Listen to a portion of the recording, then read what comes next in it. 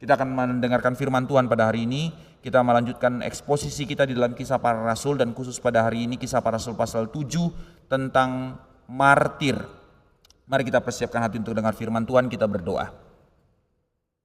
Bapa di sorga, terima kasih untuk anugerah-Mu yang telah memimpin kami boleh berkumpul pada pagi hari ini di dalam ibadah ini. Terima kasih untuk setiap kesempatan kami boleh diberikan kelayakan, memuji, memuliakan Allah, bersyafaat di hadapan Allah. Dan anugerah yang juga begitu besar yang Tuhan berikan di dalam ibadah untuk memberikan kami firman-Mu.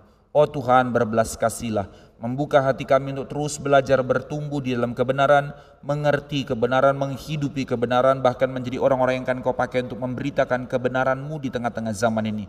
Berkati setiap kami, pimpin kami, buka hati kami untuk terus belajar dengan sungguh, sehingga kami benar-benar menjadi seorang Kristen yang benar, tidak dengan satu euforia atau utopia seperti perasaan yang menggebu-gebu tapi kosong. Tapi biarlah kami menjadi orang-orang yang hidup di dalam kebenaran-Mu, karena untuk itulah kami ditebus menjadi orang-orang benar yang dikuduskan, dikhususkan menjadi milik kepunyaan Allah.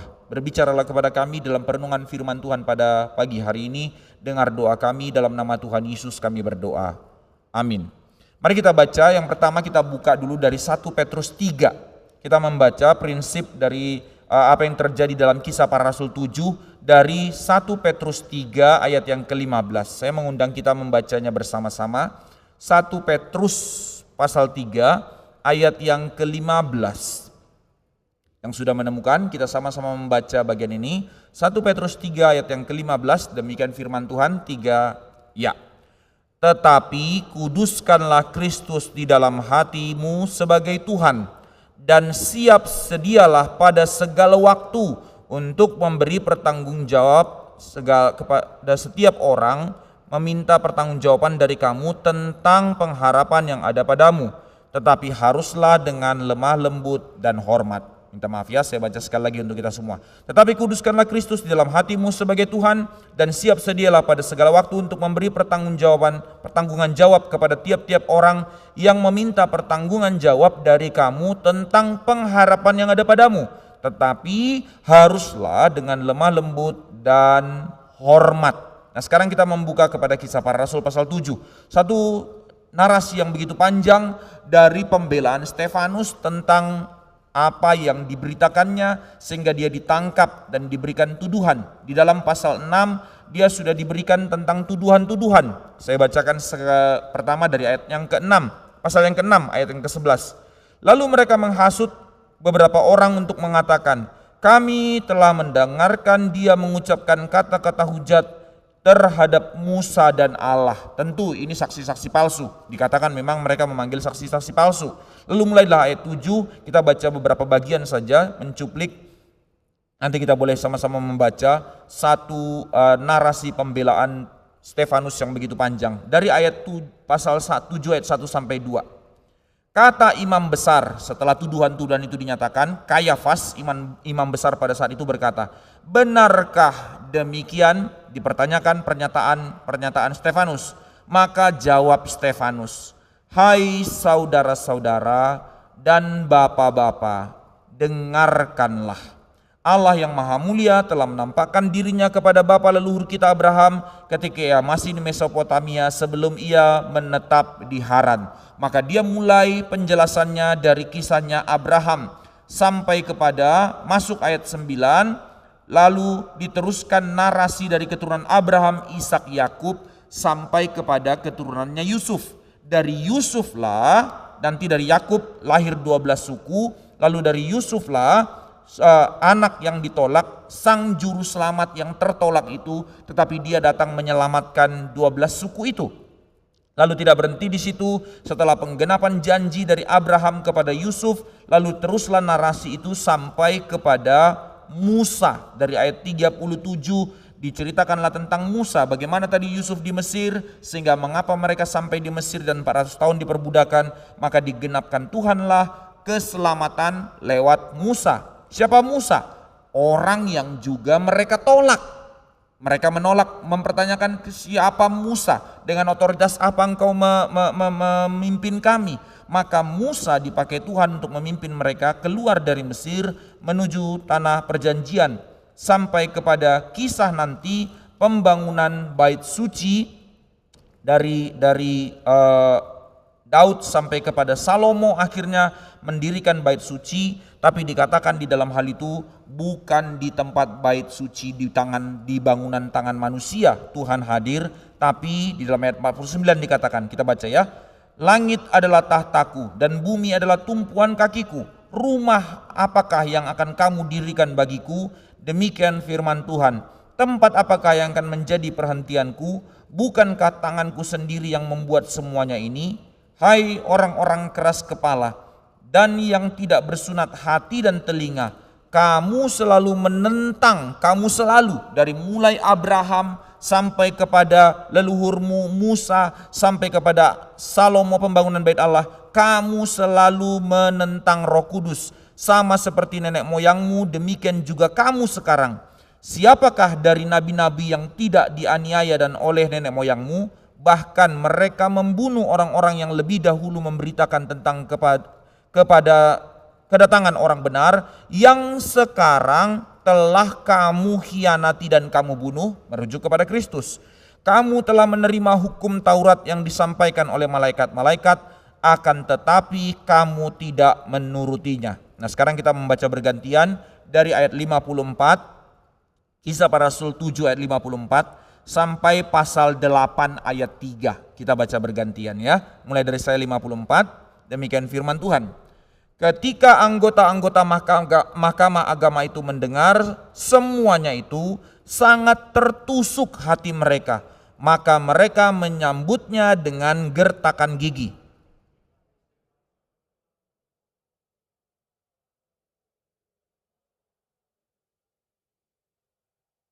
Lalu katanya, sungguh aku melihat langit terbuka dan anak manusia berdiri di sebelah kanan Allah.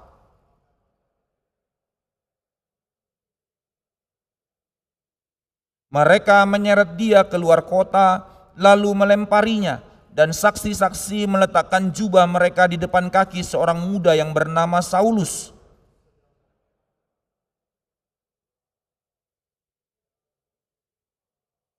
Sambil berlutut ia berseru dengan suara nyaring, Tuhan, janganlah tanggungkan dosa ini kepada mereka. Dan dengan perkataan itu meninggallah ia.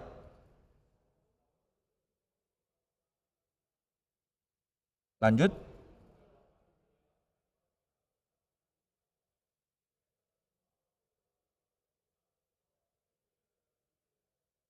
Orang-orang saleh menguburkan mayat Stefanus serta meratapi dengan sangat. Tetapi Saulus berusaha membinasakan jemaat itu, dan ia memasuki rumah demi rumah dan menyeret laki-laki dan perempuan keluar dan menyerahkan mereka untuk dimasukkan ke penjara. Sekali lagi perhatikan di dalam ayat 1. B. Pada waktu itu mulailah penganiayaan yang hebat terhadap jemaat di Yerusalem. Mereka semua kecuali rasul-rasul tersebar ke seluruh daerah Yudea dan Samaria. Tapi mereka malah pergi untuk terus mengabarkan Injil. Nah, ini yang terjadi di dalam gereja.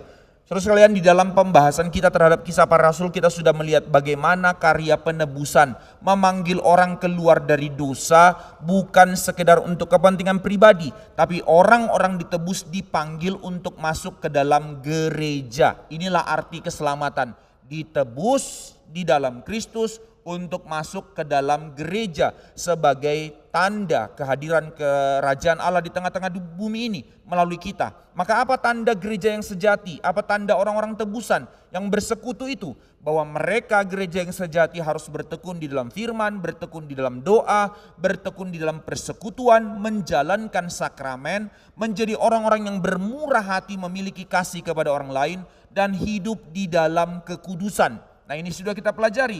Maka melalui seluruh pola hidup yang demikian, maka ini menjadi satu kekuatan, menjadi satu tonggak utama untuk gereja menerima panggilan yang begitu besar, yaitu panggilan marturia, martir.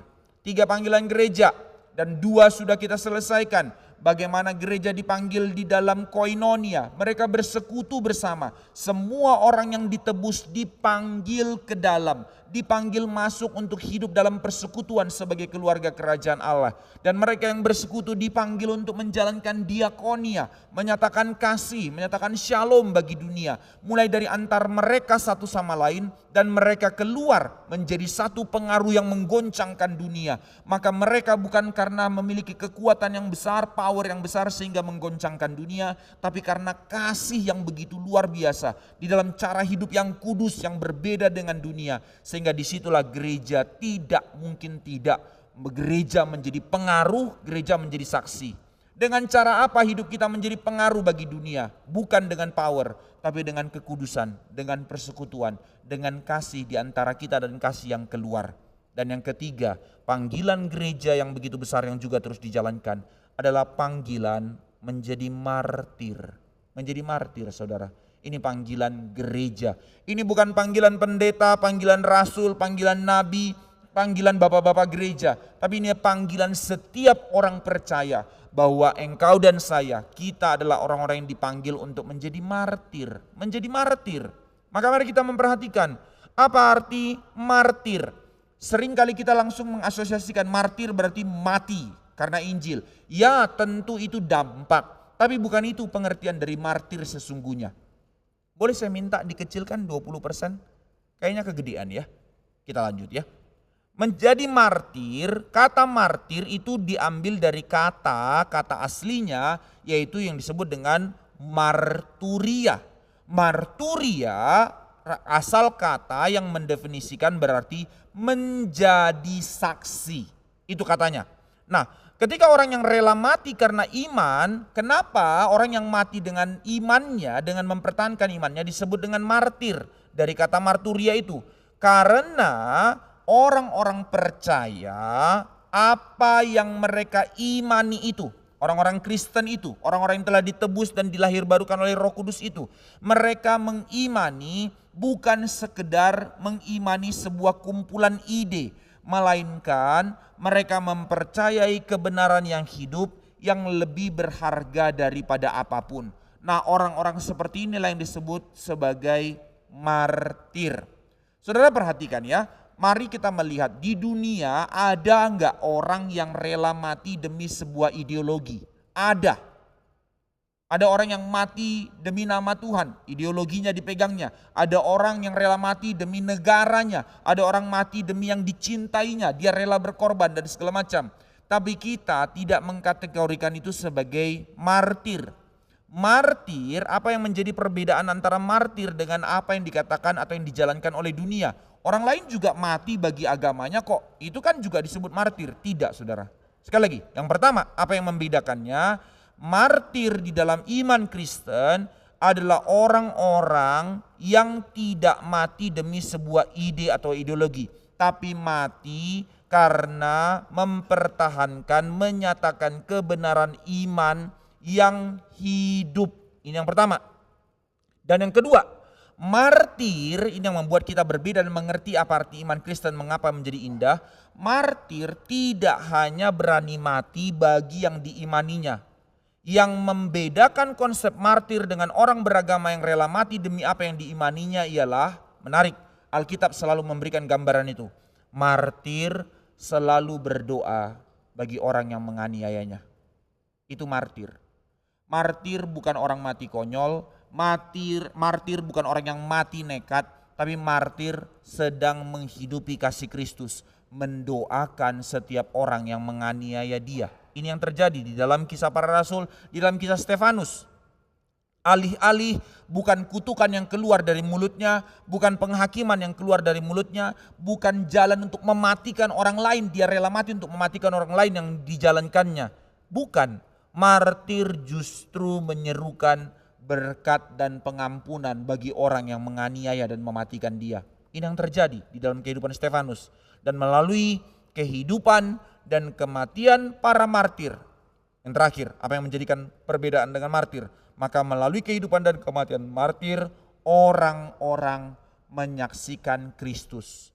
Menyaksikan kasih Kristus di situ, pengampunan Kristus di situ, kekudusan Kristus di situ, kebenaran firman Allah di dalam Kristus diberitakan di situ. Ini martir, saudara, ini martir. Dan ini yang kita mau pelajari dalam hal ini. Panggilan menjadi martir berarti menjadi panggilan menjadi saksi. Maka di dalam kesimpulan kita melihat seluruh narasi dari Kisah Para Rasul pasal 1 sampai pasal 7. Apa yang terjadi? Maka ini adalah panggilan yang begitu mulia yang Tuhan berikan kepada engkau dan saya sebagai gereja. Sekali lagi saudara, menjadi martir berarti menjadi saksi adalah panggilan yang begitu mulia yang Tuhan berikan kepada engkau dan saya.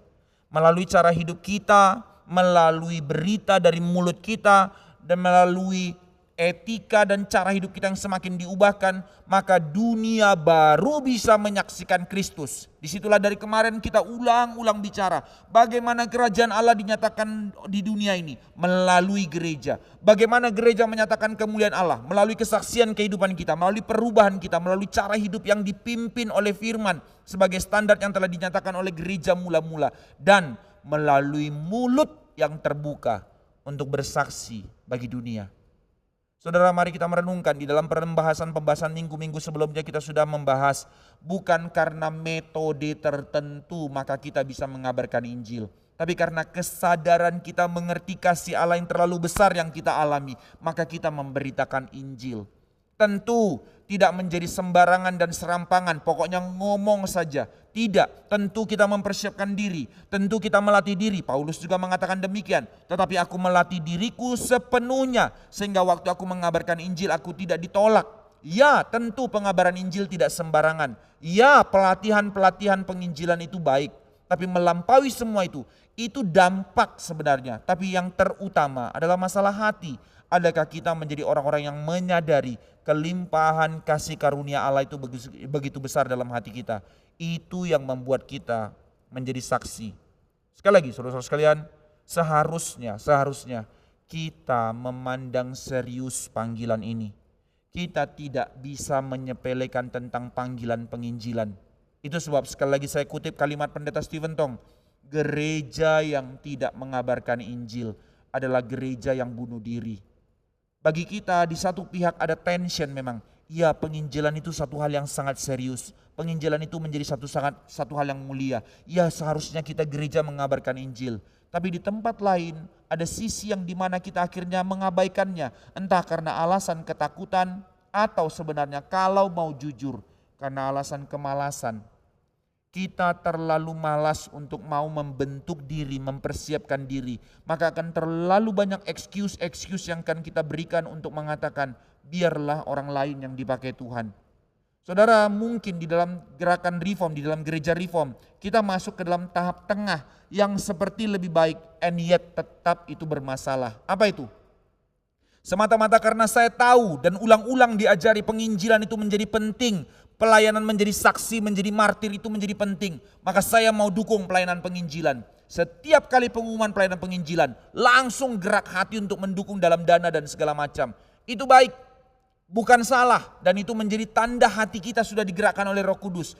Tapi terkadang ini yang jadi masalah. Loh, kok jadi masalah? Karena itu yang menjadi legitimasi kita atau menjadi polesan kita untuk excuse untuk kita tidak terlibat di dalam menjalankannya.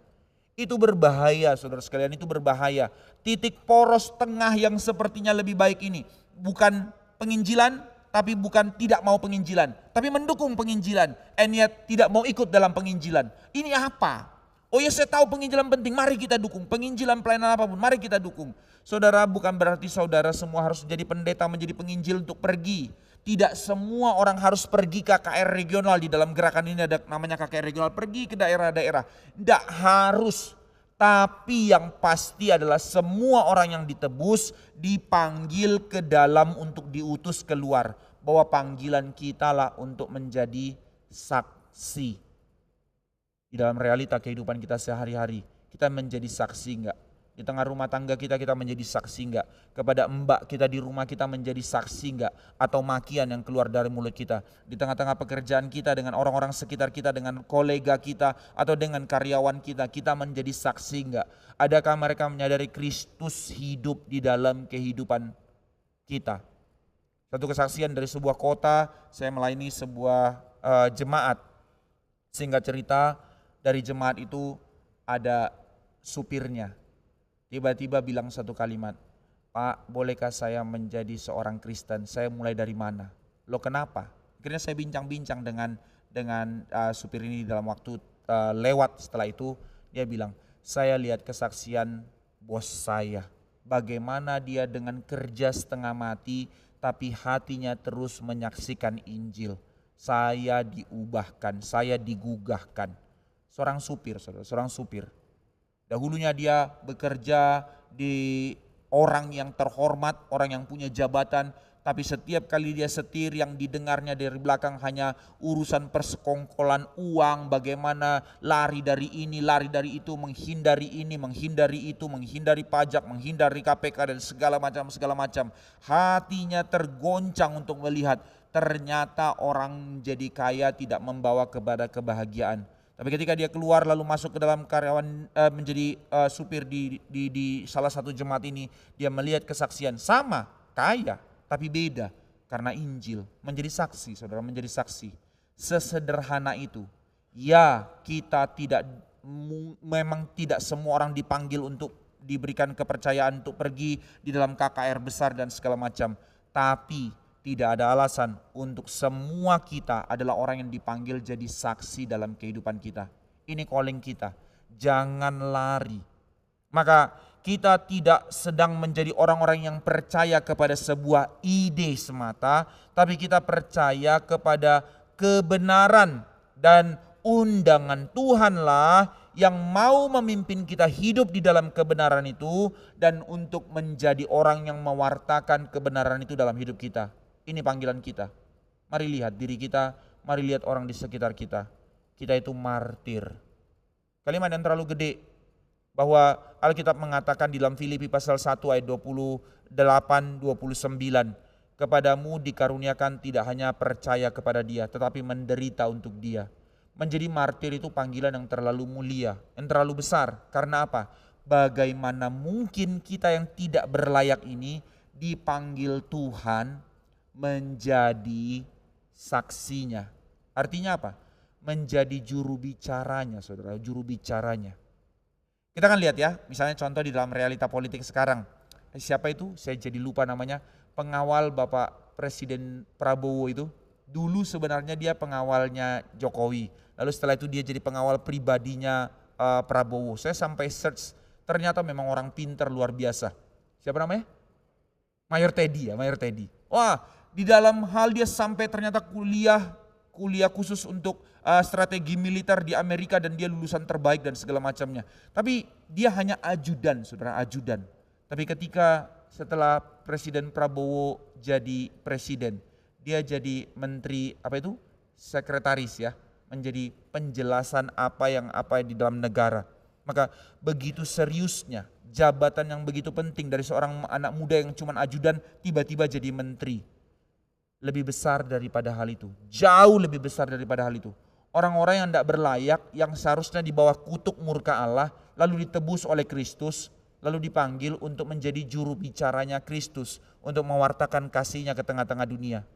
Ini kita, saudara, ini kita. Mengapa kita tidak melihat dignitas kita dengan cara seperti itu? Tapi seringkali kita menjadi sama dengan dunia. Dignitas kita dihitung dari uang kita, dari achievement kita dan segala macamnya. Tapi kita tidak melihat pencapaian atau achievementnya kita di dalam kesadaran kita telah ditebus oleh Kristus untuk menjadi saksi. Maka apa arti menjadi Kristen? Menjadi Kristen bukan karena pencapaian demi pencapaian, tapi menjadi Kristen berarti menjadi reform. Bukan gereja reform, jangan salah mengerti saya. Menjadi Kristen berarti menjadi orang-orang yang hidup di dalam kebenaran. Diundang masuk untuk mengenal Allah yang benar, berpegang kepada firman. Maka orang-orang menjadi Kristen yang berpegang kepada firman, orang-orang demikianlah yang akan mengerti isi hati Tuhan dan menjadi orang-orang yang dimampukan untuk bertanggung jawab, untuk mempertanggungjawabkan imannya di tengah-tengah publik. Ini nasihat tadi dari Petrus, bukan kepada orang-orang tertentu, tapi kepada jemaat Tuhan. Maka sekali lagi saya bacakan tadi di dalam Petrus dikatakan, tetapi kuduskanlah Kristus di dalam hatimu sebagai Tuhan. Artinya apa? Kebenaran itu benar-benar berlandas di dalam hatimu. Dan siap sedialah pada segala waktu untuk memberi pertanggungjawab kepada tiap-tiap orang yang meminta pertanggungan jawab dari kamu tentang pengharapan yang ada padamu, tentang iman yang kau percayai. Maka saudara-saudara sekalian, inilah yang disebut menjadi gereja. Inilah yang disebut dengan panggilan kita menjadi martir. Dipanggil untuk apa? Dipanggil untuk apologetik. Nah, ini kita rasa ini kalimat yang terlalu gede. Ini milik scholar, berapologetik. Tidak, saudara sekalian. Panggilan berapologetik dari bahasa Yunani, dari akar katanya apologia. Apologia bukan apologize untuk minta maaf. Bukan, apologia berarti to give a defense. Berbicara sebagai jalan mempertahankan iman kita. Menyatakan kebenaran yang hidup dari apa yang kita percaya. Itu namanya berapologia. Bukan beradu debat untuk menang debat kusir. Bukan untuk merasa arogansi menyatakan diri paling benar. Tapi menyatakan kebenaran Allah yang telah membenarkan kita. Berapologia, menyatakan kebenaran. Menjadi jalan mempertahankan iman kita. Maka ini yang namanya menjadi Kristen. Bukan mengejar perasaan sentimental. Kekristenan bukan agama euforia. Kekristenan bukan tentang perasaan semata. Kekristenan bukan agama antroposentrik yang berpusat kepada emosi dan pemuasan diri. Itu sebab saudara-saudara sekalian, mengapa mulai dari gerakan ini dan Pak Tong terlalu cerewet untuk terus komentari gereja ini. Bukan untuk menyatakan gereja GRII paling benar dan gereja lain sesat. Bukan. Tapi ketika menangisi menjadi satu hal yang menyakitkan. Melihat realitas gereja yang menjadi sama dengan dunia. Gereja yang mengadopsi semua entertainment dunia dimasukkan ke dalam gereja. Aling-aling demi pemuasan perasaan hati manusia. Bukan lagi berdasarkan apa yang menjadi standar firman Tuhan. Apa yang menjadi motifnya. Apa yang menjadi pembacaannya. Apa yang menjadi dasarnya. Dahulu di dalam reformasi, misalnya contoh. Ini tidak ada di Alkitab. Tapi ini menjadi pembacaan yang sangat bertanggung jawab dari Alkitab. Para reformator menegakkan. Sebenarnya dari gereja Katolik ini sudah terjadi dan terus dipertahankan. Apa itu? Pertama, pulpit harus menjadi center dari ibadah, mimbar harus menjadi center dari ibadah. Dia tidak boleh digeser ke samping, dia tidak boleh dikecilkan. Ini salah satu contoh ya untuk kita belajar. Kan gak ada Alkitab bilang kayak gitu. Tapi ini interpretasi terhadap pengertian kebenaran. Kenapa demikian? Karena center dari seluruh ibadah adalah firman Allah diberitakan. Dan kenapa mimbar tidak boleh kecil? Karena mimbar merepresentatifkan kebesaran Allah berbicara kepada umat. Maka dari dua prinsip ini, ada banyak prinsipnya, tapi dua ini yang paling esensial yang kita boleh belajar hari ini. Pertama, dia harus center. Kedua, dia harus besar, mewakili kemuliaan dan kebesaran Allah. Tapi sekarang, apa yang terjadi dalam gereja? Hanya semata-mata demi alasan pragmatis. Pragmatisme masuk ke dalam gereja. Hanya semata-mata demi alasan sebuah penyelesaian panggung untuk men-entertain orang masuk ke dalam ruang ibadah dalam nuansa kesejukan, dalam nuansa kenyamanan, keenakan. Nah lihat, akhirnya ibadah berantroposentrik, berpusat kepada manusia, bukan lagi berpusat kepada Allah. Sekarang mimbar-mimbar diganti dengan akrilik-akrilik yang begitu kecil. Sekarang semua mimbar diganti, ya mungkin masih ada yang di tengah. Tapi tinggal mimbar akrilik kecil atau sudah ada yang digeser ke pinggir. Beberapa gereja-gereja tradisional telah menggeser mimbar ke pinggir, ke samping. Bukankah Allah yang menjadi pusatnya? Kenapa sekarang firman digeser ke samping? Lalu kenapa sekarang yang paling diutamakan adalah layar demi layar demi layar? Saya tidak masalah dengan layar ini. Tapi ketika ini yang menjadi mainnya, buat apa saudara, buat apa?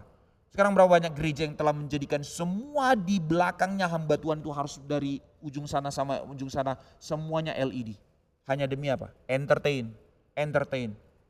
Dasar teologisnya apa? Lalu memasukkan lagi musik-musik kontemporer di tengah-tengah gereja.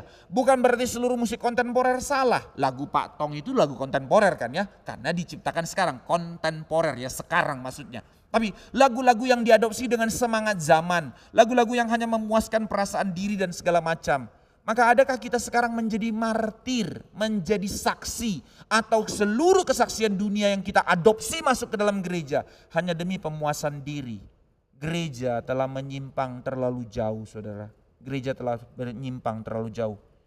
Maka berapologetik berarti menjadi saksi, menyadarkan dunia bahwa kita berbeda. Bukan di dalam kesadaran eksklusivitas, tapi kesadaran kekudusan Allah yang begitu serius, yang membuat kita menyadari prinsip firman Tuhan memimpin kita kepada kebenaran, bukan memimpin kepada sentimental, bukan memimpin kita kepada euforia.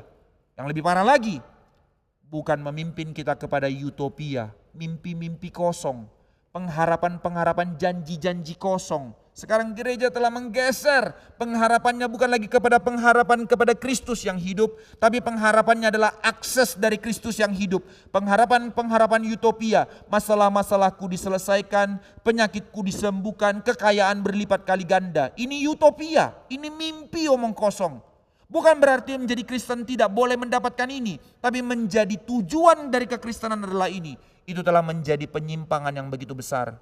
Itu sebab sekali lagi, betapa mengerikannya kekristenan, betapa mengerikannya gereja yang tidak lagi mengejar kebenaran menjadi focal point hidupnya. Banyak orang berpikir tidak enak di gereja ini, dingin, tidak enak di gereja ini, terus mikir mikir dan segala macam. Tentu ada side effect yang kedua yang harus kita tegur. Di satu pihak ada orang-orang yang mengejar utopia dan euforia, tapi di satu pihak lagi ada orang-orang yang mengejar hanya pemuasan akal dan rasio, tapi tidak membawanya kepada kehangatan makin mencintai Tuhan. Ini dua problem. Maka ketika gereja kita kebablasan kepada ekstrim yang ini, terus belajar tapi hanya pemuasan kognitif, maka itu pun bukan panggilan gereja. Gereja dipanggil untuk mengenal kebenaran, bukan untuk tahu kebenaran. Gereja dipanggil untuk hidup dalam kebenaran, dan gereja dipanggil untuk menyaksikan kebenaran, berapologia. Maka panggilan kita sekali lagi saudara-saudara sekalian, menjadi gereja, dipanggil untuk bertumbuh dan mengerti kebenaran, dipanggil untuk menghidupi kebenaran, dan dipanggil untuk memberitakan kebenaran. Inilah yang disebut sebagai martir. Ini panggilan engkau dan saya. Terlalu besar, terlalu mulia, tapi Tuhan mempercayakan itu kepada engkau dan saya, kepada kita gereja. Maka sekali lagi saudara, jangan menganggap sepi panggilan Tuhan ini. Tentu ketika kita benar-benar memikirkan ini pasti gentar. Aku tidak mampu, aku tidak layak, aku terlalu terbatas.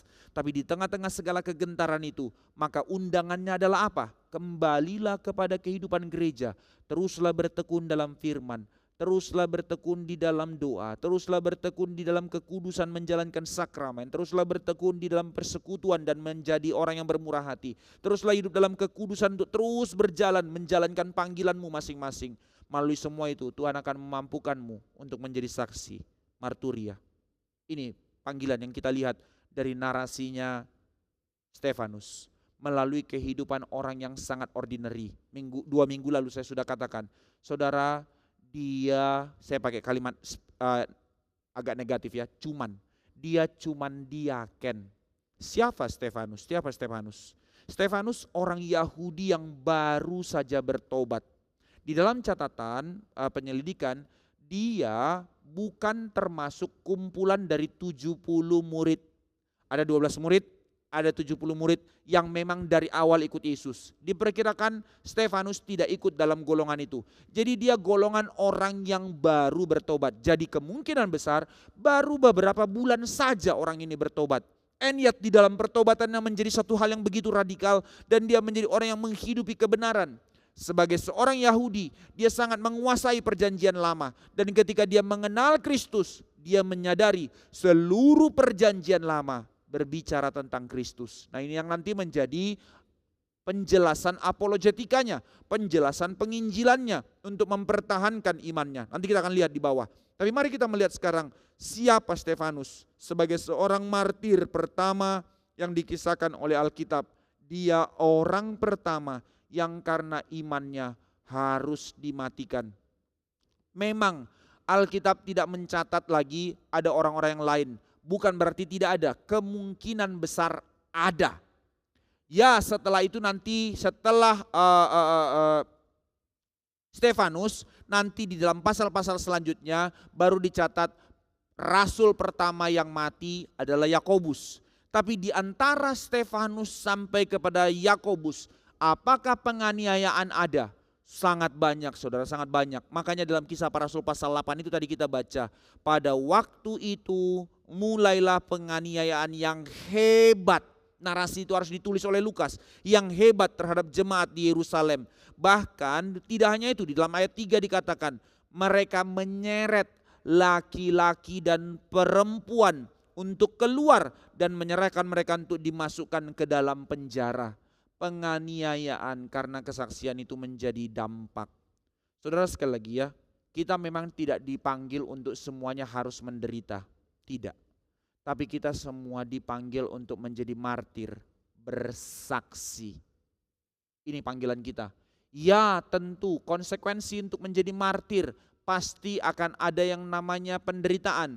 Setiap orang akan mengalami penderitaan di dalam bentuk yang berbeda-beda karena penderitaan itu karunia. Setidak-tidaknya pasti gak orang Kristen menderita? Iya memang. Tapi jangan langsung asumsikan, oh saya menderita akan mati martir dilempari batu.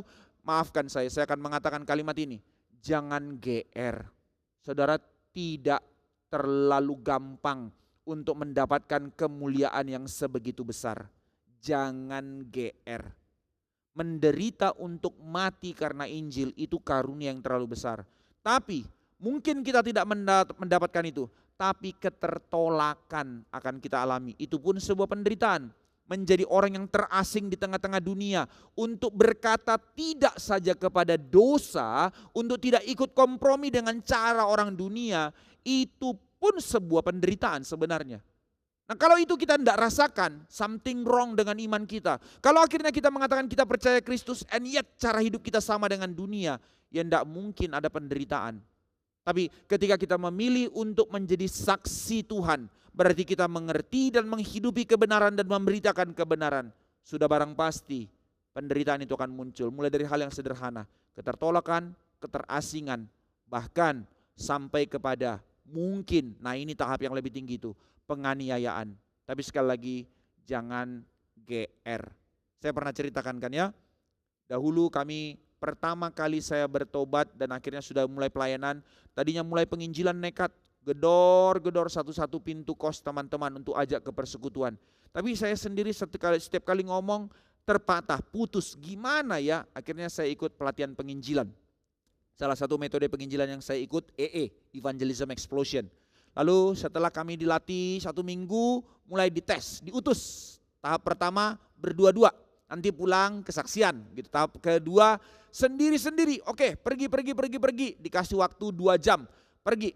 Tahap pertamanya saya pikir ngapain ya, kemana ya, bingung, naik becak Mulai dari naik becak, kan pertanyaan pertamanya saling membangun relasi gitu ya. Ya naik becak, enggak ada yang namanya naik becak dari sini ke Karawaci, kan naik becak itu pasti pendek ya, paling dari sini ke Kemayoran, jaraknya kan begitu. Mulai tanya-tanya, sudah berapa lama bawa becak, anaknya berapa, segala macam, sampai tujuan masih nanya-nanya saudara, gagal.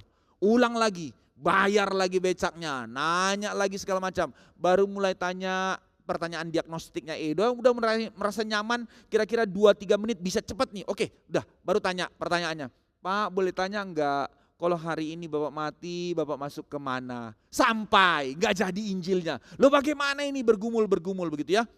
Tapi tiba-tiba akhirnya sampai selesai waktunya, pulanglah, semua pulang sambil nunggu yang lain sudah mulai kesaksian. Kayak kira-kira kalau tidak salah kami jam 5 harus sudah selesai, udah kumpul. Tapi ada satu teman kami yang belum pulang juga. Belum pulang, sampai jam 6 kesaksian sudah mulai selesai. Masih ada satu yang cewek belum pulang. Loh bagaimana ini, kenapa ini? Gitu. Mulai perasaan-perasaan, dihubungi gak bisa. Penderitaan, penganiayaan, oh ada apa gitu kan ya. Bener kedengaran kabar, dia di rumah sakit, kepalanya bocor sedang dijahit. Wah, Apa-apaan nih, mulai panik semua, ketakutan. Buru-buru semua ke rumah sakit. Lalu sampai di rumah sakit dilihat, ya memang dia lagi dijahit. Kepalanya ditiban sama batu sampai bocor. Karena apa? Karena penginjilan? Bukan, saudara, bukan. Waktu dia mau selesai, kurang lebih jam 5 kurang, dia pulang. Dia mau naik angkot. Tiba-tiba orang gila, just random. Orang gila lempar batu ke arah angkot, kena kepalanya, bocor. Jadi bukan karena penganiayaan. Oh alah, ternyata mau merasa diri menjadi misionari. Akhirnya kami bilang, you misionari pertama kita. Apaan, malu saya, bukan karena Injil. Kalau karena Injil bocor mungkin saya dapat kemuliaan. Ini karena tiba-tiba orang gila lewat aja lempar batu gitu ya. Saudara, jangan GR, jangan GR. Tidak tentu kita dianiaya karena Injil. Berapa banyak orang pikir, oh iya saya melayani. Aduh nanti kalau saya tertolak bagaimana? Kalau saya dimaki bagaimana? Kalau saya dimarahi bagaimana? Jangan GR. Bertahun-tahun dalam kehidupan saya mengabarkan Injil. Dalam penginjilan pribadi. Paling cuma 2-3 kali saya mengalami ancaman. Yang pertama kali saya dapat ancaman itu justru anugerah besar dalam hidup saya. Waktu itu saya sudah tamat kuliah, saya mengkabarkan Injil. Saya suka selalu diangkut duduk paling depan, ketemu sama supir. Di Medan waktu itu, saya penginjilan. Nah mulai dari persekutuan, dari rumah persekutuan saya pulang, saya naik angkot pergi ke rumah saya. Dari namanya Padang Bulan ke Simalingkar. Kurang lebih 30, kalau macet 40 menit perjalanan. Jadi saya duduk di depan, mulailah penginjilan. Mulai. Saya tidak pernah mengalami supir yang begitu strong dan keras. Ngamuk dia, saudara, ngamuk. Bukan saya yang nginjili dia yang maki-maki saya. You anak muda pambung, wah dia maki. Badan kekar, pakai baju tank top begitu, otot. Ini kalau ngamuk mati saya. Saya sudah getar, sudah takut. Tuhan tolong saya. Tapi masih berani bilang, apa yang harus saya katakan? Apa yang saya harus katakan? Masih berani bilang begitu. Tapi gak berani keluar mulut juga. Tuhan bagaimana ini? Kurang lebih mungkin cuman 5 atau 7 menit dia ngomong, tapi bagi saya itu perjalanan kehidupan seumur hidup yang begitu panjang. Tuhan berapa lama lagi ini? Tuhan tolong, saya harus bilang apa? Tapi dia maki-maki terus, benar-benar maki yang begitu luar biasa. Nama binatang keluar dan segala macam. Begitu tiba-tiba dia sudah puas, dia rem. Dan saya sudah lihat dari kaca ininya, lihat di belakang orang kosong. Karena memang dari tadi dia maki-maki gak ambil penumpang lagi. Dia udah marah gak karu-karuan. Dipukul saya, mau defense kayak mana, sudah ganti. Tuhan apa yang saya katakan bukan, saya mau defense kayak mana, saya mau lompat bagaimana, sudah pikiran ke situ. Begitu dia rem tiba-tiba, saya hampir kebanting ke depan. Lalu tangannya gerak, saya langsung ketakutan, dia cuma mau buka pintu saudara. Buka pintu, dibukanya, keluar kamu, dia maki saya. Hati jantung itu sudah mau keluar, bukbak, ketakutan setengah mati. Lalu keluar. Dia banting pintu, dia pergi lagi. Sepersekian menit saya diam, saya nggak tahu mau ngapain. Saya cuma tenangkan hati, Tuhan ampuni saya, Tuhan ampuni saya. Saya cuma bisa bilang itu, karena saya tidak sampai penginjilan kepada dia. Belum sampai Yesusnya, hanya bicara tentang dosa. Tapi setelah itu saya sudah tenang, saya hela nafas. Oke, saatnya lanjut. Saya lihat kiri kanan, pas di gang jalan ke rumah saya. Dan saya nggak bayar ongkos saudara, saya nggak bayar ongkos. Penderitaan apa, saya dapat gratis ongkos ya, cuman dapat maki-maki lah. Saya berhenti pas di gang rumah saya jalan. Dari satu ketakutan sampai saya tersenyum sendiri, nggak bayar, kasihan bapak itu. Sudah maki-maki nggak bayar lagi gitu ya. Saudara jangan GR, gara-gara penginjilan engkau menderita. Enggak saudara. Kali paling pelayanan pergi KKR regional terjatuh di jalan sampai kejepit saraf segala macam, hidup sampai sekarang jalan lagi. Jangan GR. Persoalannya sebenarnya bukan kita GR. Kita terlalu banyak excuse kemalasan untuk menunda-nunda, untuk mulut kita, hidup kita dipakai oleh Tuhan. Alasan pertama mengapa kita tidak mau menjadi martir, karena kita tidak mau belajar. Alasan kedua, kenapa kita tidak menjadi martir? Jangan-jangan kita belum menikmatinya. Bagaimana mungkin suatu hal yang kita nikmati tertahan dari mulut kita untuk kita beritakan? Tapi alasan ketiga yang jadi masalah terbesar dalam kehidupan kita, kenapa kita tidak mau menjadi martir, menjadi saksi? Karena terlalu malas. Terlalu malas. Saudara, excuse kedua yang paling mengerikan. Yang tadi dukung penginjilan. Excuse kedua, ini yang paling masalah dalam gereja, dan ini banyak dalam gereja, bukan hanya dalam gereja ini. Excuse mengapa kita tidak menginjili, karena kita pakai alasan kita sudah melayani di gereja. Saya sudah guru sekolah minggu kok, saya sudah menjadi asyir kolektan kok, saya sudah menjadi pelayan ini kok, saya sudah menjadi diaken pengurus kok. Bukankah Stefanus dipilih untuk menjadi diaken untuk memperhatikan janda-janda? Tapi apa yang dikatakan di dalam pasal 6? Dia dipenuhi oleh Roh Kudus untuk terus mengkabarkan Injil. Mengkabarkan Injil, saudara. Maka jangan jadi alasan karena engkau sudah melayani di gereja, maka engkau tidak menjadi saksi di luar. No, mari belajar minta. Tuhan beri aku kesempatan itu. Dari satu, menjadi satu lagi, menjadi satu lagi, menjadi satu kesukacitaan. Saya pinjam kalimat dari punya filosofi. Penginjilan menjadi lifestyle, menjadi gaya hidup. Ini calling kita. Saya tidak mengatakan ini karena saya hamba Tuhan, Bapak Ibu sekalian. Saya mengatakan ini justru karena saya menghidupi penginjilan pribadi, baru saya menjadi hamba Tuhan. Ini undangan yang sama untuk kita miliki. Maka ketahuilah, nikmat dan sukacitanya terlalu besar. Terlalu besar. Karena anugerah terbesar yang diberikan Allah waktu kita ditebus oleh Kristus. Di dalam 2 Korintus 5 itu dikatakan kita menjadi manusia baru, yang lama sudah berlalu. 2 Korintus 5 ayat yang ke-17. Tapi ayat 18 dikatakan, apa artinya menjadi manusia baru? Kita didamaikan dengan Allah dan dijadikan alat pendamaian. Kemuliaan itu diberikan Tuhan kepadamu. Masakan engkau menunda dan menahan diri untuk menjalankannya? Kemuliaan sudah di depan mata, tapi engkau berbalik arah untuk meninggalkannya. Itu kebodohan yang amat sangat. Sekarang kita kembali ke dalam cerita kita dalam bagian terakhir. Maka apa yang terjadi? Apologetika bukan bertujuan untuk semata-mata memenangkan argumentasi perdebatan, melainkan untuk membawa orang kepada kebenaran. Saudara, ada saat-saat di mana kita mungkin kalah berdebat. Ya seperti tadi saya dengan supir angkot itu. Tapi dalam pergumulan saya akhirnya mengerti kenapa dia sampai mengamuk. Ada suatu hal yang menggelisahkan hatinya. Nah ini panggilan kita. Ada saat-saat di mana mungkin memang tidak sampai kepada Injilnya, tapi kita terus berusaha untuk menjadi saksi. Inilah yang disebut dengan panggilan kita. Stefanus berapologetik. Dan di dalam hal ini dia berapologetik kepada orang Yahudi. Itu sebab dia harus memulainya dari perjanjian lama. Sementara dia orang Yahudi dan dia bersaksi kepada orang Yahudi, dan ini kepada imam besar yang langsung tanya, Kayafas dan semua orang ada di situ. Maka kenapa dia memberikan defense-nya dengan cara mengutip perjanjian lama? Ini yang disebut dengan context sensible. Saudara, di mana engkau berada, engkau mencari tempat apa yang common dengan orang itu. Ini sebenarnya penginjilan. Ya, metode baik. Nah dalam hal ini tentu ada metode yang disiapkan untuk konteks tertentu. Tapi tidak ada yang namanya satu metode dipakai ke semua orang. Tidak bisa. Karena harus disesuaikan dengan siapa bicara.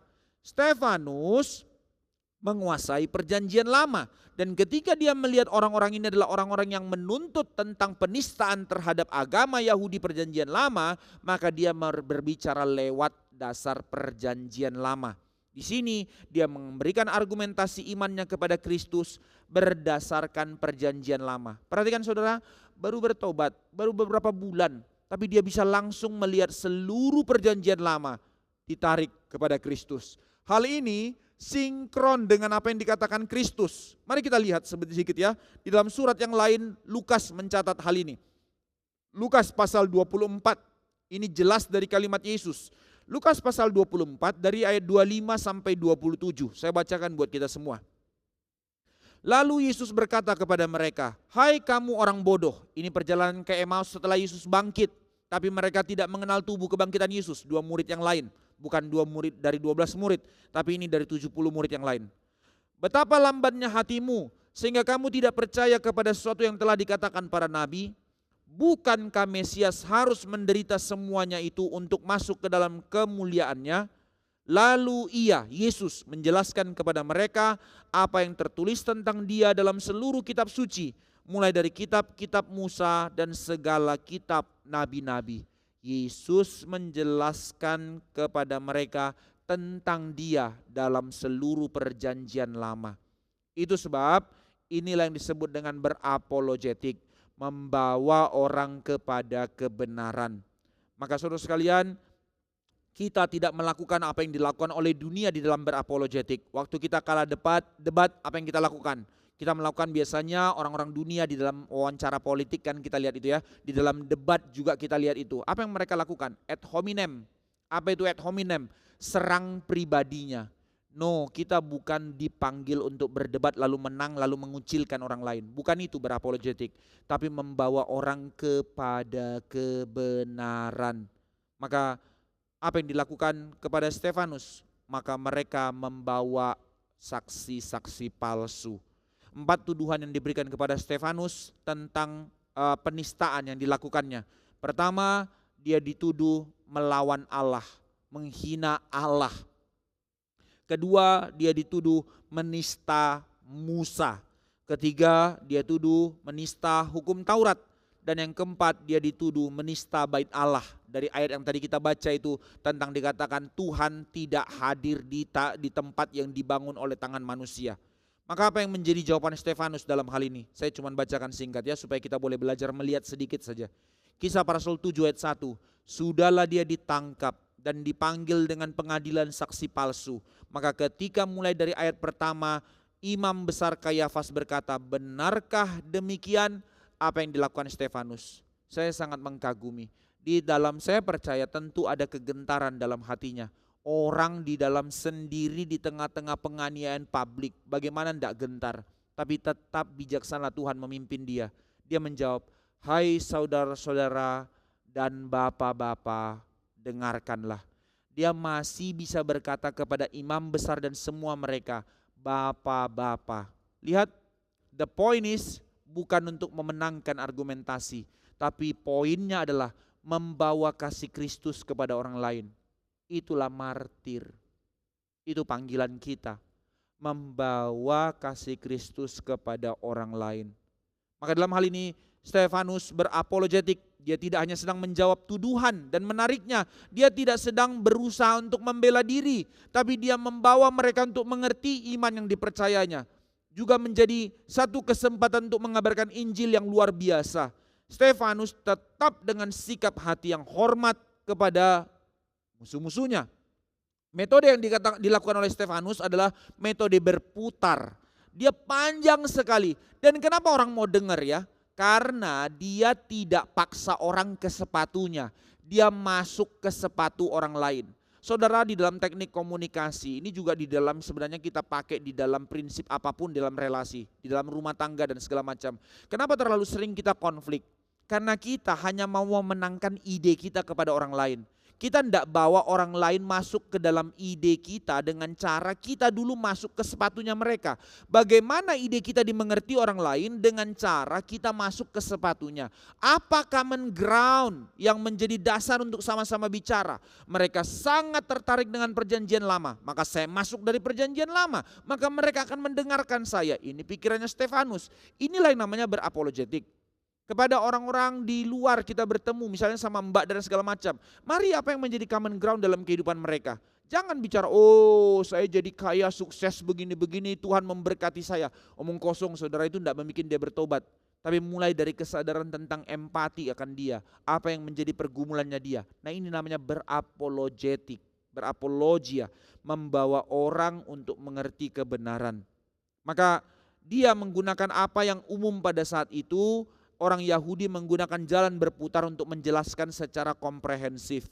Nehemia menggunakan prinsip ini dalam Nehemia pasal 9.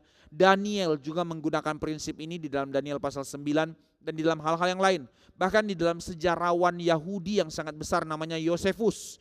Dia memiliki tulisan-tulisan keyahudiannya. Dia memulai penjelasan dengan cara berputar seperti ini. Intinya adalah bahwa Stefanus mau menjelaskan mengapa sebagian besar apa yang disampaikannya tersebut bukan jawaban langsung dari tuduhan yang diberikan kepadanya. 4 penistaan tadi itu. Dia membawa mereka kepada kisah perjanjian lama yang mereka juga imani, orang-orang Yahudi itu imani. Dengan demikian dia menunjukkan bahwa apa yang dikatakan kepadanya itu tidak benar, karena dia pun berpegang kepada perjanjian lama dan dia menguasai perjanjian lama. Dari situ justru Stefanus membalikkan bahwa merekalah sang penista agama sebenarnya. Merekalah orang-orang yang memberontak dari Allah sebenarnya, bukan Stefanus. Bahkan merekalah yang mematikan Mesias yang sudah dijanjikan perjanjian lama sebagai pengharapan bagi mereka. Tapi mereka bukan hanya menolaknya, tapi mereka mematikannya seperti nenek moyang mereka. Abraham terus kepada Yusuf, Yusuf ditolak. Lalu diberikan kepada Musa, Musa ditolak. Nah, setiap kali poin-poin penolakan dan para nabi dibunuh oleh nenek moyangmu. Sekarang cara yang sama sejarah berulang. Sang Mesias datang tapi engkau matikan. Nah, ini yang menjadi sasarannya Stefanus. Tapi menarik sekali saudara sekalian, secara singkat. Kita melihat pembelaan Stefanus mulai dari Abraham. Kalimat Stefanus menjadi kalimat yang sangat agung yang tidak keluar di dalam kalimatnya Petrus di dalam Kisah Para Rasul pasal 2. Stefanus memulai dengan kalimat seperti ini. Saya bacakan. Allah yang maha mulia telah menampakkan dirinya kepada bapa leluhur kita Abraham. Kata Allah yang maha mulia ini cuma muncul satu kali di dalam perjanjian lama. Kata aslinya ya. Yaitu di dalam Mazmur 29 ayat 3. Nah, sekarang Stefanus merujuk kepada kalimat yang sama dan merujuk langsung kepada Abraham. Membuat pendengar langsung berpikir, ini bukan kalimat sembarangan, ini kalimat berdasarkan perjanjian lama. Orang ini menguasai seluruh kitab suci. Maka dia bawa dari situ, memulai dengan Abraham berarti memulai dari sejarahnya Israel. Dengan Abraham diteruskan kepada perjalanan kisah orang Yahudi dengan kitab Kejadian sampai kepada kitab Keluaran Musa memimpin mereka keluar dari Mesir.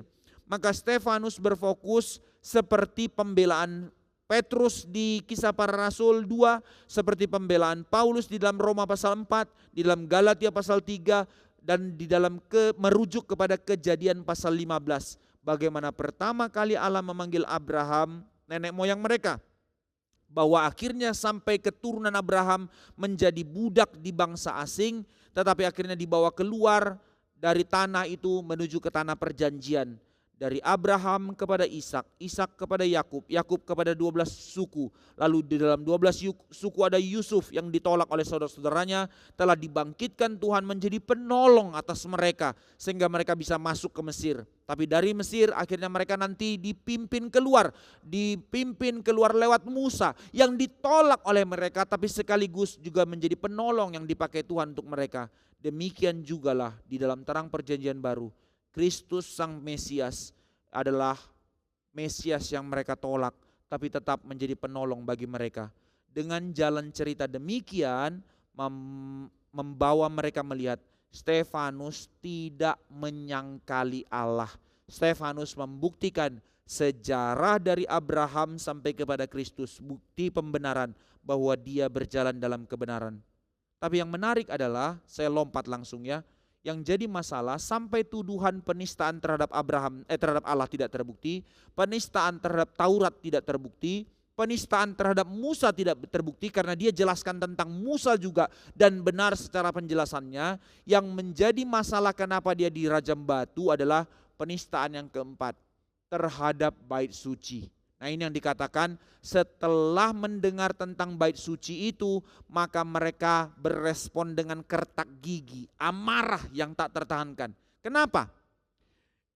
Stefanus di dalam pembelaan terhadap bait suci, dia memilih untuk mengaku dalam poin 3 penistaan pertama. Dengan penjelasannya dia membuktikan bahwa tidak bersalah atas segala tuduhan. Namun urusan keempat tentang bait suci, situasinya berbeda. Sepertinya Stefanus mengeluarkan kalimat provokatif yang membuktikan bahwa dia menista bait suci. Apa yang dikatakan Stefanus selanjutnya adalah bahwa kekudusan dari apa yang telah dan yang sedang dilakukan oleh Allah di dalam diri Yesus sendiri sekarang secara substansial mengungguli kekudusan bait suci. Artinya apa? Stefanus bilang, Tuhan tidak hadir di bait sucimu. Tuhan hadir melalui Kristus yang datang lewat orang-orang pilihannya yaitu gereja. Berdasarkan pernyataan inilah mereka menjadi marah. Karena apa? Keseriusan kehadiran bait suci sebagai tanda kehadiran Allah itu menjadi matters bagi orang Yahudi. Tapi Stefanus bilang, tidak, apa yang terjadi padamu sekarang? Engkau tidak lagi mementingkan kehadiran Allah, engkau telah memberhalakan kehadiran bait suci. Persis seperti nenek moyangmu yang telah memberhalakan anak patung lembu emas.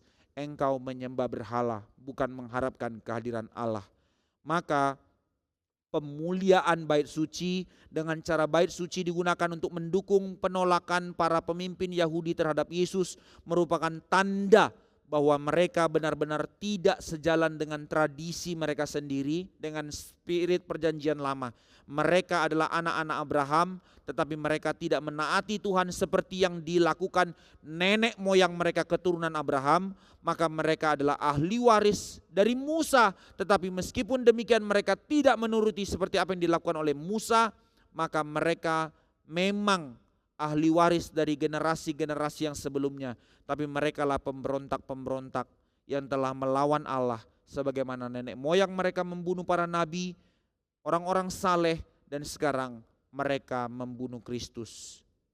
Kecaman Stefanus terhadap konsep bait suci inilah yang membuat mereka terprovokasi lalu menyeret Stefanus ke pinggir kota dan melemparnya dengan batu. Tapi sekali lagi, di dalam martir apa yang terjadi saudara sekalian, penutup dari khotbah ini. Stefanus mendoakan mereka. Dari satu kalimat kecaman demi kecaman yang begitu keras menegur mereka, tapi di dalam kematiannya Stefanus menjadi martir, mendoakan mereka. Ada hal yang sangat limpah untuk direnungkan dari kematian Stefanus. Tidak berhenti, terlalu banyak, tapi kita berhenti di sini untuk mengerti. Dalam sejarah gereja, menarik sekali saudara-saudara sekalian, di dalam sejarah gereja mula-mula, ketika gereja merayakan Natal, peristiwa kematian Stefanus itu selalu dirayakan setelah perayaan Natal. Jadi di dalam sejarah gereja, mulai dari mengingat Kristus yang lahir untuk kita, lalu mereka mengingat kematian para martir yang memberitakan tentang kasih Kristus. Perayaan kematian Stefanus itu masih tanda petik dirayakan, dikenang di dalam sejarah gereja awal. Mengingatkan bahwa Natal bukan hanya tentang bayi kecil yang manis yang dikelilingi oleh hewan-hewan yang ramah, tetapi juga dari Natal dibawa kepada kedatangan tiba-tiba kehidupan baru dari sorga yang mengubahkan hidup manusia berdosa untuk menjadi orang-orang benar yang dipakai Tuhan untuk menjadi saksi Tuhan. Inilah panggilan kita. Ya, saudara sekalian, sekali lagi, berbicara tentang martir bukan menuntut kita orang percaya, orang Kristen untuk harus menderita aniaya, melainkan berbicara untuk undangan menjadi martir adalah menjadi undangan untuk kita sungguh-sungguh menunaikan panggilan kita sebagai gereja, yaitu dipanggil untuk menjadi saksi Tuhan. Dimulai dari apa? Engkau bertekun di dalam firman, bertumbuh di dalam kekudusan, bersekutu di dalam kekudusan komunitas keluarga kerajaan Allah, dipanggil ke dalam untuk diutus keluar. Menjadi martir itu menjadi satu paket dari keselamatan, didamaikan dengan Allah dan dijadikan alat pendamaian yang mendamaikan dunia berdosa kembali kepada Allah. Jangan tahan berita itu di dalam mulutmu, tapi saksikanlah itu melalui hidupmu dan melalui pernyataanmu, menjadi saksi Tuhan, dan mulailah kabarkan Injil. Mulai dari keluargamu, lingkunganmu, sampai ke ujung bumi. Mari kita berdoa. Oh Tuhan, berbelas kasihlah. Kiranya kami boleh sadar satu panggilan yang begitu mulia dan begitu serius yang Tuhan percayakan kepada kami.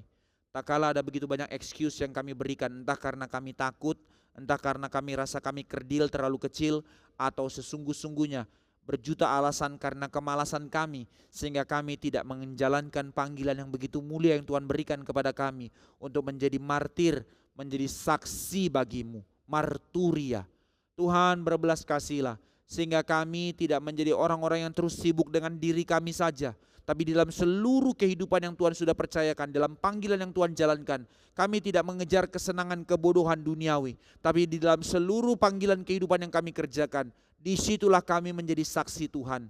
Tuhan perlengkapi kami, Tuhan teguhkan kami, Tuhan mampukan kami, sehingga kami tidak membuang waktu kami dengan percuma. Kami tidak menjadi orang-orang Kristen yang sembarangan melayani atau seperti ikut mendukung pelayanan, tapi kami sendiri tidak menjadi orang-orang yang mau terjun untuk dipakai Tuhan. Berbelas kasihlah atas kami Tuhan dalam segala kelemahan keterbatasan kami, didik kami, bentuk kami, pimpin kami, sebagaimana hamba-hambamu dalam sejarah, demikian juga kami sekarang sebagai gerejamu di dalam panggilan yang sama yang telah dikuduskan, yang telah dikhususkan menjadi milik kepunyaan Allah. Ini kami gerejamu, pimpin kami, perlengkapi kami, pakai kami menjadi saksimu di tengah-tengah zaman ini. Dengar doa kami dalam nama Tuhan Yesus kami berdoa. Amin.